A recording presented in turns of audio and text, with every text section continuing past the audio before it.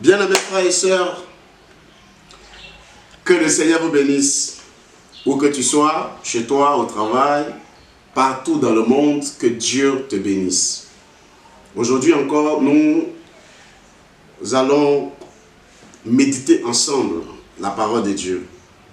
Et le thème c'est « Ton ennemi travaille pour toi ». Ton ennemi travaille pour toi. Et nous allons tirer notre texte d'appui dans le livre de Genèse au chapitre 37. Nous allons lire précisément à partir du verset 9. Genèse chapitre 37, nous lisons à partir du verset 9. Il est écrit, je lis. Il eut encore un autre songe et il le raconta à ses frères. Il dit, j'ai eu un songe et voici le soleil, la lune et 11 étoiles se prosternaient devant moi. Il le raconta à son père et à ses frères. Son père le réprimanda et lui dit, que signifie ce songe que tu as eu? Faut-il que nous venions, moi, ta mère et tes frères, nous prosterner en terre devant toi? Ses frères eurent de l'envie contre lui, mais son père garda le souvenir de ces choses. Alléluia. Bien-aimé, voici un homme qui a fait un parcours sans faute, qui vraiment a été un instrument puissant que Dieu a utilisé, bien-aimé, pour bénir et même pour bâtir cette grande nation qui est Israël. Alléluia. Jacob, le fils bien-aimé d'Isaac, Isaac, le fils d'Abraham, Jacob qui devient Israël, et Dieu veut faire de Jacob une grande nation par laquelle, bien-aimé, il va purifier le reste du monde de tout péché. Ce plan va parfaitement s'accomplir. Jacob eut 12 fils. Et bien-aimé, nous allons parler d'un de ses fils. Et celui-là, bien-aimé, qui est précisément Joseph. Alléluia. Gloire à Dieu. Joseph, bien-aimé, né, bien-aimé, de cette femme appelée Rachel, celle que Jacob aimait plus. Alléluia, dans la maison de Laban. Et Jacob, bien-aimé, après la naissance de Joseph, va retrouver sa liberté pour servir le Seigneur. Gloire à Dieu. Joseph était béni parce que Dieu l'avait choisi. Et vous allez comprendre que son parcours sera difficile, mais un parcours très glorieux et béni. Il avait des talents, il avait des dons. Alléluia. Il avait la grâce de Dieu. Joseph était un prophète, je dirais. Il avait la vision, il avait des visions et il avait l'interprétation de ses songes également. C'était un talent merveilleux que Dieu avait accordé à Joseph. Gloire à Dieu. Et Joseph, une fois, a eu un songe. Il a dit, nous étions à lier des gerbes dans le champ. Et ma gerbe se levait au-dessus de votre gerbe. Alléluia. Joseph, bien-aimé, eut ce songe et explique à son père, à ses frères. Alléluia. Gloire à Dieu. Il dit encore, j'ai eu un autre songe.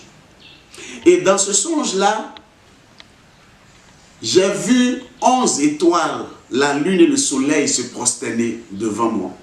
Gloire à Dieu. Joseph explique encore à Jacob, son père. Son père lui dit, mais qu'est-ce que cela veut dire? Tu veux dire que moi, ta mère, tes frères, nous tous, toute la maison, doit se prosterner devant toi, Joseph? Alléluia. Qu'est-ce que cela veut dire?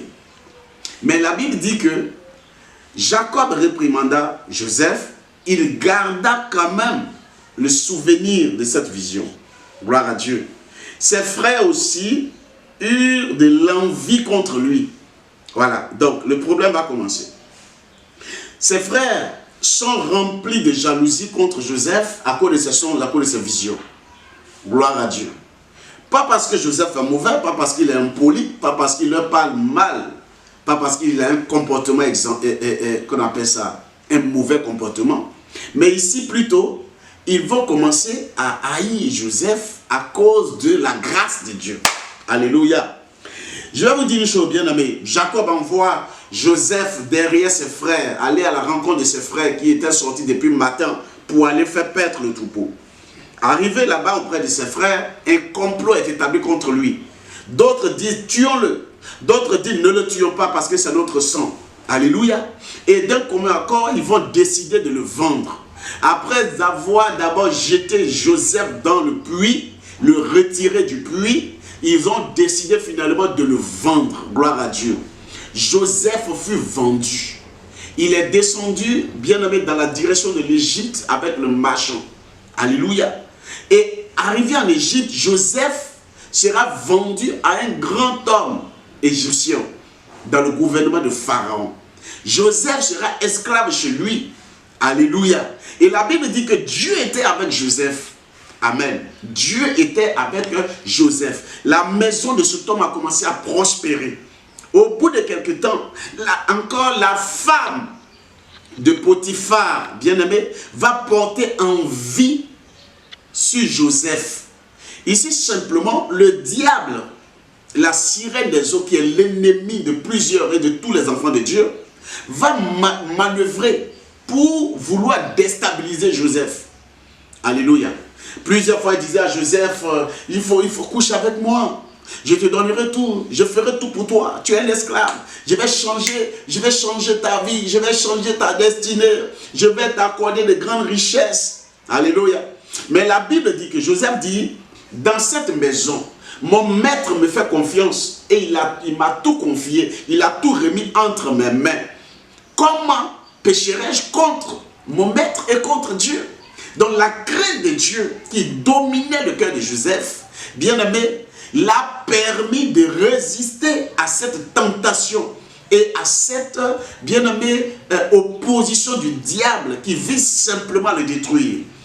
Bien-aimé, cette femme ne s'est pas arrêtée à ce niveau. Elle va dire, aujourd'hui ça passe ou ça casse. Si tu ne sors pas avec moi, si tu n'acceptes pas de coucher avec moi, je vais crier scandale. Je vais crier au viol et tu iras en prison. Et ce jour, elle s'est jetée presque nue sur Joseph. Bien-aimé, Joseph a résisté. Joseph a lutté avec la femme. Et bien-aimé, il a laissé sa tunique entre les mains de cette femme. Et il a fui le péché. Il a vaincu le diable. Écoutez-moi bien. Joseph sera jeté en prison. Parce que, écoutez-moi bien, celle même qui a violé, qui a voulu violer Joseph, c'est elle qui crie plus fort, oh Alerte, il me viole. Alléluia. Pourquoi? Parce que quand Satan n'a plus d'idées, n'a plus d'arguments contre toi, quand Satan n'a plus de propositions à te faire, alléluia, Satan va créer des choses inutiles, mensongères pour vouloir te détruire. Ici, c'est elle-même qui crie, au secours, il me viole. Pourtant, c'est elle qui violait Joseph. C'est elle plutôt la violeuse. Alléluia. Et celui-là qui était victime est passé pour le violeur et la violeuse est passée pour la victime. Joseph se retrouve en prison. Bien aimé, ça fait 3 catégories d'ennemis que nous avons déjà rencontrés. Gloire à Dieu. Depuis la maison de son père, alléluia, parce que même son père n'était pas parfaitement d'accord avec ses visions. Ses frères également étaient opposés à ce que Joseph leur expliquait. Gloire à Dieu. Ils vont le jeter dans le puits, ils vont le ressortir, le remonter du puits, ils vont le vendre en Égypte. Alléluia. Joseph, dans la maison de Potiphar, Potiphar n'était pas son ennemi, mais Potiphar était son patron qui a vu que la grâce de Dieu est sur Joseph. Alléluia. Et il a tout confié à Joseph. Mais ici, un ennemi coriace sera suscité dans la maison de Potiphar. Et je sais que ce n'est pas simplement la femme de Potiphar, mais c'est le diable qui est derrière ce plan. C'est la sirène des eaux qui est derrière ce plan pour faire tomber Joseph et lui ôter cette grâce et annuler le projet et le plan parfait que Dieu veut accomplir par lui. Mais Joseph est demeuré ferme. Alléluia. Il a résisté.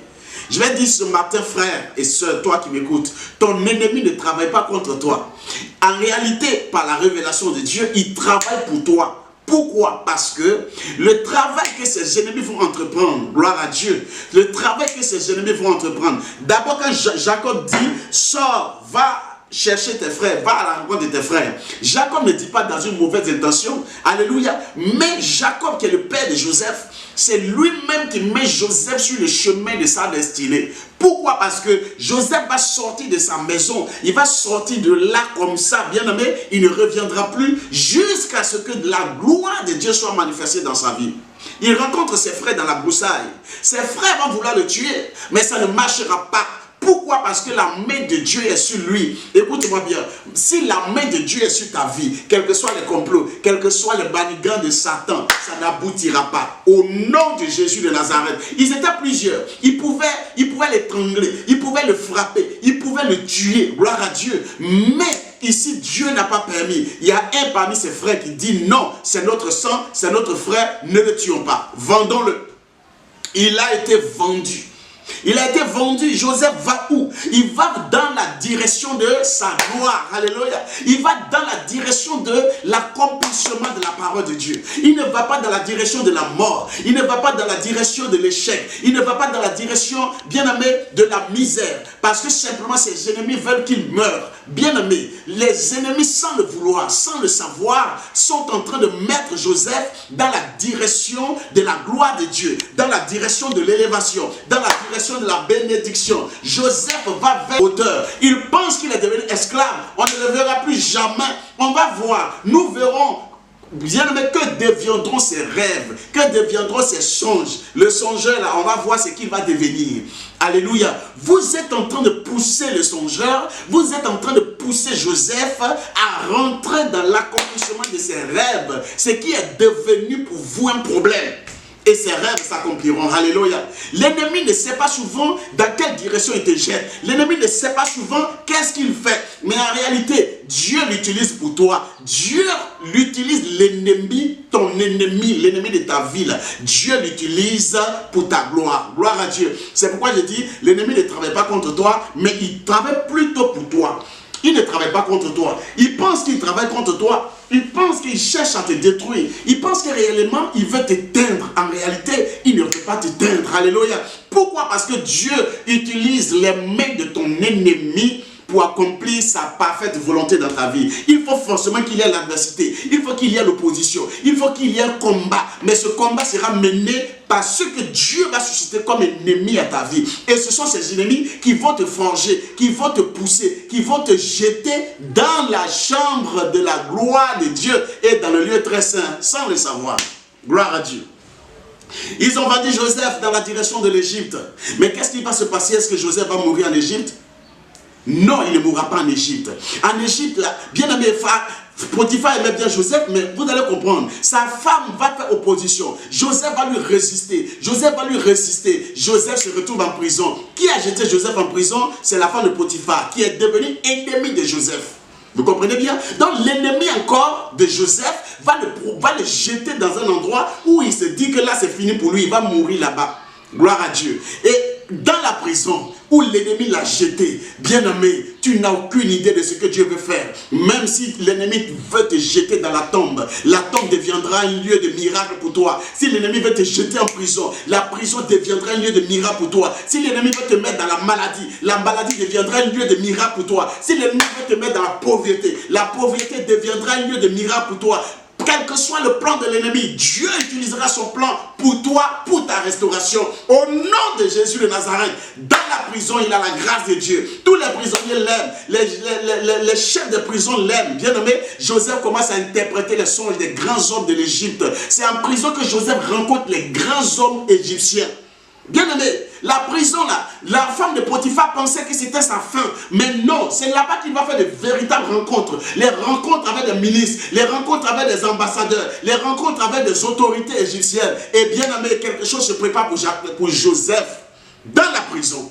Il interprète le premier songe, il interprète le deuxième songe, ça s'accomplit parfaitement. Dieu ne tient pas le fait qu'il soit prisonnier pour dire non, je ne vais pas accomplir, je ne vais pas l'utiliser. Il était prisonnier, Dieu l'utilisait. Il était prisonnier, l'onction était sur lui. Il était prisonnier, l'Esprit de Dieu était sur lui. Même si tu manques d'argent, même si tu n'as rien, tu passes par des épreuves, tu passes par des difficultés et tu es consacré à Dieu. Même si on te lapide, même si on veut te pendre, mais l'Esprit de Dieu qui est en toi, bien aimé, continuera de t'utiliser. Ne te méprise pas. Ne pense pas que la situation t'a déjà englouti. Ne pense pas que tu es déjà mort, c'est fini. Non, Dieu est avec toi et il utilise la situation en ta faveur. Au nom puissant de Jésus de Nazareth. Bien aimé, au bout de quelques temps, Pharaon a eu des songes, a eu un songe, dit Amen. Et les hommes forts de Pharaon vont lui dire, nous connaissons un Hébreu, c'est un esclave en prison. Oui, cet esclave-là, il a l'Esprit de Dieu. Il va expliquer ton songe. Pharaon était troublé. Mais lorsqu'on fait sortir Joseph pour conduire Joseph chez Pharaon dans le palais, Joseph donne textuellement l'explication parfaite de la vision de Pharaon. Et il dit à Pharaon, tu vas choisir un homme intelligent. Un homme ayant l'Esprit de Dieu. Un homme capable d'organiser le pays. Quand Pharaon regarde Joseph, et puis il regarde toutes ses autorités, il regarde ses hommes sages, il regarde ses conseillers, il voit que tous ceux-là, bien aimés, ils sont dans une intelligence inférieure à Joseph. Et il dit non, il n'y a personne dans mon royaume qui soit comme toi. C'était une insulte à toutes ces autorités. Mais pourquoi? Parce que Dieu veut élever Joseph. Dis Amen. De la prison à la gloire, de la prison au trône, de la prison à la bénédiction. Pourquoi Dieu, bien aimé, pourquoi la grâce de Dieu ne s'est pas arrêtée? Parce qu'il y avait une grande souffrance? Non. La souffrance n'arrête pas la grâce de Dieu. La persécution n'arrête pas la grâce de Dieu. Les calomnies n'arrêtent pas la grâce de Dieu. On peut t'insulter, continue dans ce que tu fais. On peut te lapider, continue dans ce que tu fais. Continue dans la consécration, continue dans la grâce de Dieu. L'heure de l'élévation, bien-aimé, viens. Dieu veut simplement te voir dans la consécration. Concentre-toi, consacre-toi davantage. Joseph, bien-aimé, devient la deuxième grande autorité du pays, pour ne pas dire la première. Parce que Pharaon dit, la différence entre toi et moi, ce qui fera la différence entre toi et moi, c'est le trône. Sinon, Joseph, je te donne le contrôle total du pays. À qui? À un homme persécuté, à un homme chassé, à un homme rejeté, à un esclave, à un violeur, un prétendant, qu'on appelle soi-disant violeur, qui est devenu la plus grande autorité de l'Égypte. Je sais que ce jour, la femme de Potiphar a pris cela, elle était triste. Alléluia. Pourquoi? Parce que son ennemi n'est pas mort en prison. Le jour où ses frères vont découvrir, ils vont tous tomber, bien aimés. Pourquoi? Parce qu'ils sont dépassés, que même dans la reine plutôt la reine des ennemis contre toi ne te conduit pas à la mort. Si Dieu est avec toi, tu vivras. Si Dieu est avec toi, le plan parfait de Dieu, que l'ennemi ne peut pas voir accomplir, ce plan-là s'accomplira au nom puissant de Jésus de Nazareth.